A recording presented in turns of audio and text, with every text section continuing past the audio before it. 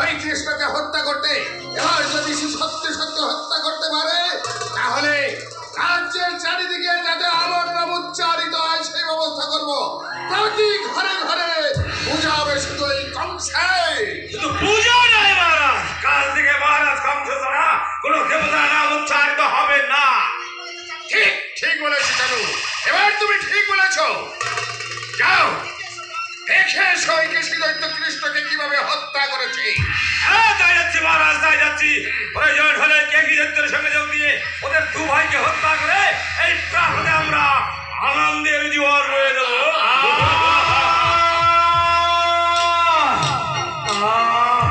মহারাজ, আমার মনে হয় কেকি দত্তের কণ্ঠস্বর।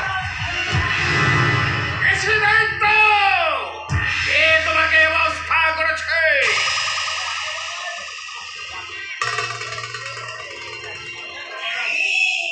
স্বয়ং প্রভু শ্রীকৃষ্ণ।